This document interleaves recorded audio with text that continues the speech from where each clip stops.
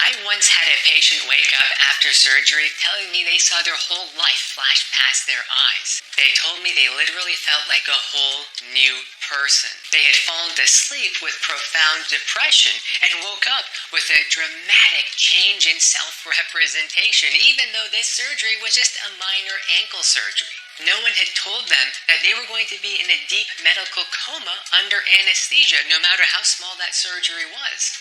And in that deep medical coma, we bring you to the edge of death while you're in that altered state of consciousness, and we're able to bring you back. That's one of the miracles of modern medicine.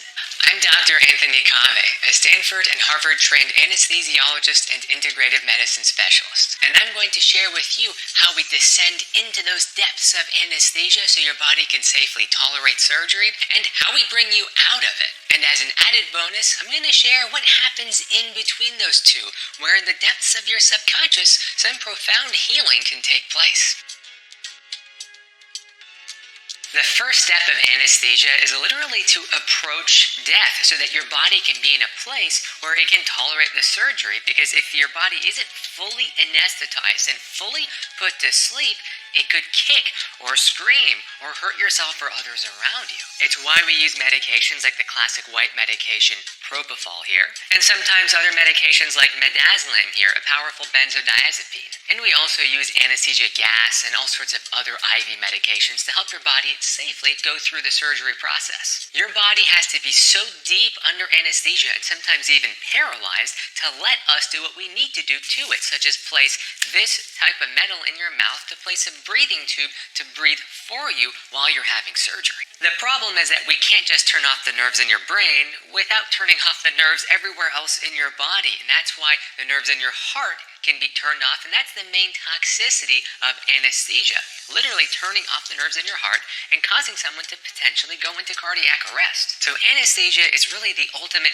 balancing act, and yeah, your life is in the hands of your anesthesiologist and your other doctors in the room while you're having surgery. And it's why we go to school for tens of years and have all the life support medications around you so that we can guide you safely through this process. It's not meant to be scary, but it's meant for you to know how important it is to be honest with your doctor about your medical conditions so that we can take care of you when you can't speak to us when you're in that medical coma. Once surgery is over, we need to help bring you back out of the depths of that medical coma, and some medications have an antidote. In fact, there's lots of antidotes throughout the world. You can think of natural ones like atropine. We use atropine specifically from the belladonna plant to reverse the effects of organophosphate poisoning. And there are some synthetic medications that we've developed that can reverse the effects of some anesthesia agents. Things like naloxone or Narcan to reverse opioids, flumazenil to reverse benzodiazepines like midazolam or alprazolam, also called Xanax, and medications like glycopyrrolate and neostigmine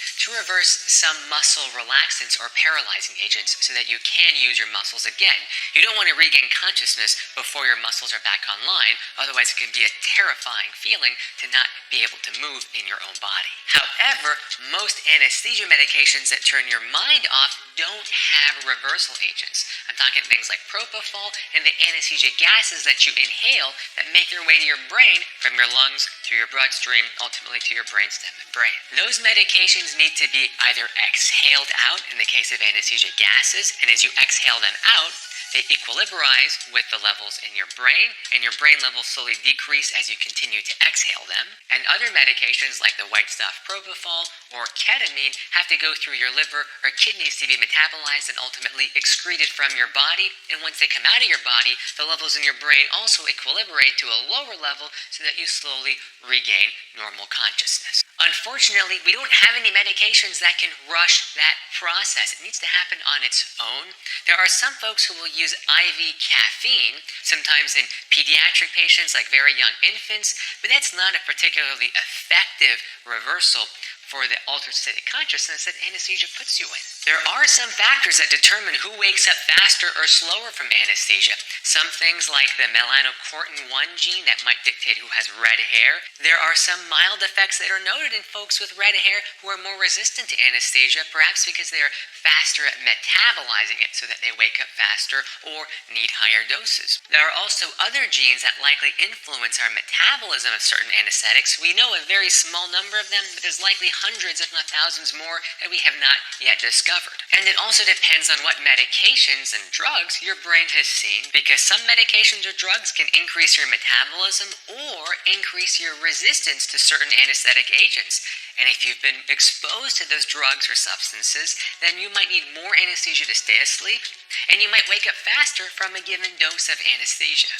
As you wake up from surgery, lots of different things can happen. Often your vital signs might go up or down, your breathing rate becomes very irregular for a short period of time, your eyes begin to look in different directions, and they might get really red around your pupils. This is the emergence process, which is the naturally occurring coming out from that deep anesthesia coma. Some folks might experience emergence delirium and come out kicking and screaming or cussing or trying to otherwise hurt themselves or others around them. We don't always know why this happens. We used to think it might be related to rapidly coming out of the depths of anesthesia, and that just makes the brain go haywire, but lots of other studies have shown that if you come out really slowly, this same emergence delirium can still occur.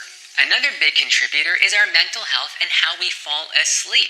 Certainly in my clinical practice, I've observed patients who fall asleep very angry, frustrated, or otherwise emotional, wake up more angry, frustrated, or otherwise emotional. It's not every single patient, but if there's something we can do to help you fall asleep more smoothly, more gracefully, I suspect in many cases, if not all, the patients will also wake up more comfortably with a lower chance of emergence delirium. There's no cost and no side effect to treating patients right and helping them feel comfortable, so it seems like a no-brainer to help you wake up better out of surgery by helping you go into the depths of anesthesia more comfortably as well.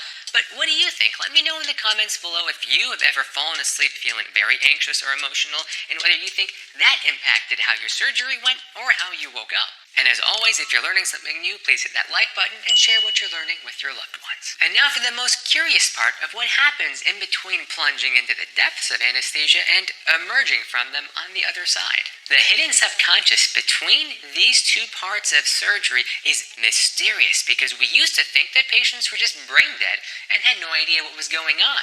And then came along this idea of the body keeping score. Have you ever heard this before? It appears to be very real and pretty spooky at that. A recent study showed that if you place headphones over patients who are in general anesthesia and play back recordings of positive affirmations, it impacts how much pain they wake up in. Another curious study anesthetized volunteers and then played back recordings of an emergency crisis situation going on in the operating room. Some patients woke up feeling like something had gone wrong around them while they were under, even though they were presumably completely unconscious with their brain literally, quote, turned off. And more recently, the incredible healing effects of patients under ketamine has demonstrated that a lot of things are happening within our brain, perhaps in the subconscious, that underlie so much of our self-representation and our healing potential.